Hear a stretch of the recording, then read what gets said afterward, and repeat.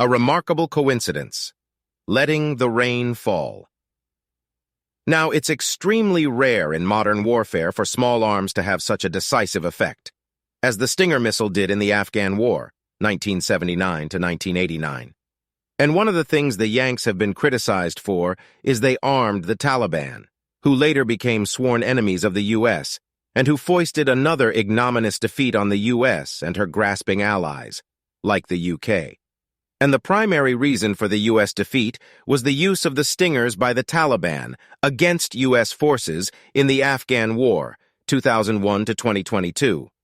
Stingers are surface-to-air missiles, and it was assumed that these Stinger missiles were surplus weapons that the Taliban didn't use against the Soviets. However, this is patently false. The Taliban had very few Stingers left after the Soviet defeat, if any, which is what the U.S. military planned for. So where did these missiles come from? Bingo! They came from Turkey, which is what my vision told me. So the Turks, a NATO member, were deliberately arming a U.S. enemy with these decisive weapons to thwart U.S. interests and kill U.S. personnel, in the thousands.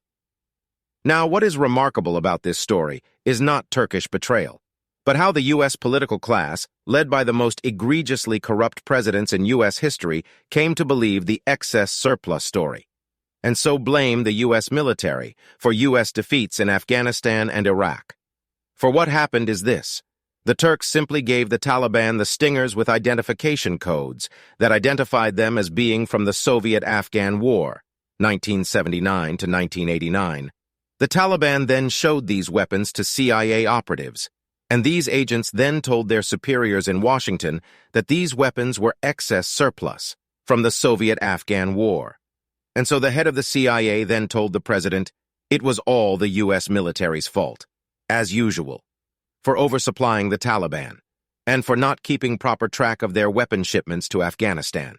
Note, the U.S. military were specifically ordered by U.S. presidents not to keep accurate records, just like Biden's Ukraine.